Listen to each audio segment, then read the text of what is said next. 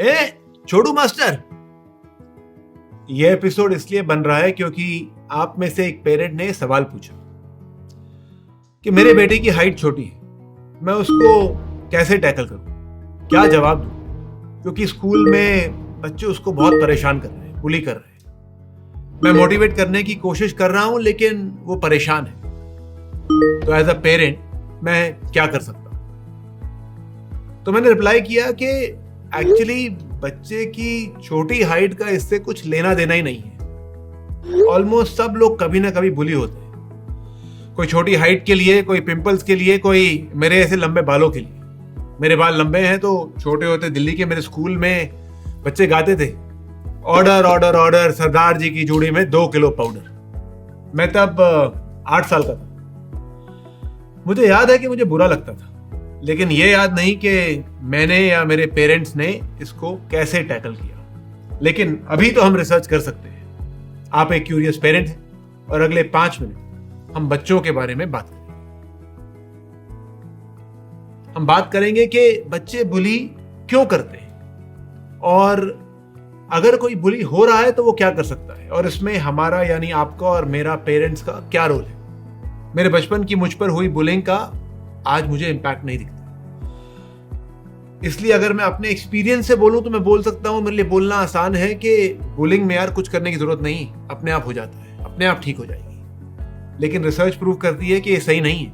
आप किसी को अगर दिन रात लूजर लूजर तो लूजर है तो लूजर है बोलोगे तो उसका मन मान सकता है कि वो लूजर ही है। हमारे ब्रेन के बारे में अद्भुत चीज ये है कि ये बर्थ के बाद बहुत डेवलप होता है। ये ह्यूमंस की सक्सेस, ह्यूमंस की रेस की सक्सेस का एक बहुत बड़ा कारण माना जाता है। बाकी एनिमल्स के साथ ऐसा नहीं है। हमारा ब्रेन, ह्यूमंस का ब्रेन इतना अंडर डेवलप्ड होता है कि हमें चलने में 12 महीने लगते हैं। हमारी पर्सनैलिटी, IQ, इन सब को डेवलप होने में टाइम लगता है।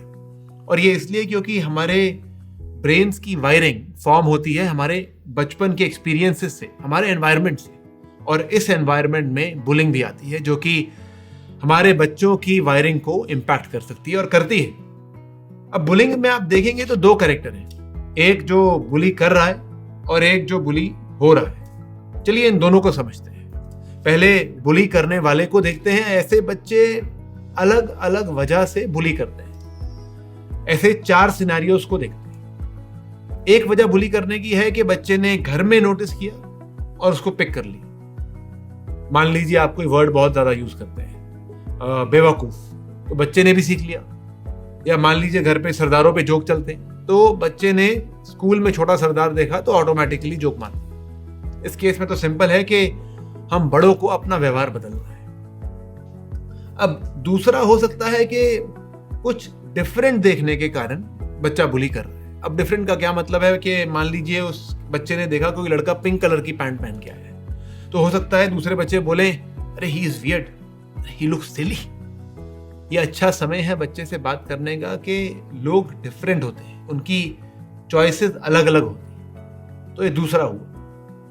तीसरा, बच्चे ने किसी को स्टूपिड या नेम कॉलिंग इसलिए की क्योंकि उनको ये कह के बेटर लगा, they themselves felt better. Bullying करने का ये एक बड़ा कारण माना जाता है कि बुली खुद इनसिक्योर है, इसलिए वो बाकियों का मजाक उड़ाता है। इस केस में पेरेंट टीचर को अपने बच्चे से बात करनी जरूरी है कि आप ठीक हो, यू लुक एंग्री। और जब बच्चा काम डाउन हो जाए तो उससे बात कर सकते हैं कि name calling is not okay, but you to realize that it is about the insecurity of the person who is bullying. Finally कुछ ऐसा होता है कि कई बच्चे खुद बुली नहीं करते लेकिन दूसरों की बुलिंग में जुड़ जाते हैं ताकि वो एक कूल ग्रुप का पार्ट बन सके। इस केस में एज एडल्ट्स हम उस बच्चे को बता सकते हैं कि फ्रेंडशिप का मतलब हाँ में हाँ मिलाना नहीं है। फ्रेंडशिप का मतलब हाँ में हाँ मिलाना नहीं है। उसको बता सकते हैं कि अगली बार वो अपने दोस्तों को बोल सकती है, name calling is not okay, we should not do it, and she can do it without losing friends. तो ये हुई बात उनकी जो बुली कर रहे हैं, 4 रीजन। अब उनकी बात करते हैं जो बुली हो रहे हैं। उन बच्चों में से कई बच्चों को बुली होने से फर्क नहीं पड़ता, दे जस्ट डोंट केयर, क्योंकि उनका खुद का आत्मविश्वास बहुत हाई होता है कि यार कोई कुछ भी बोले, अनदेखा कर देते, हमें क्या फर्क पड़ता है। ये बात हमको हर बच्चे को समझानी नहीं है कि अगर कोई आपको छोटू मास्टर या बेवकूफ बोल रहा है तो प्रॉब्लम उस बच्चे की है जो बोल रहा है। उस बच्चे का कॉन्फिडेंस कम है कि वो आपको ये सब कह रहा है।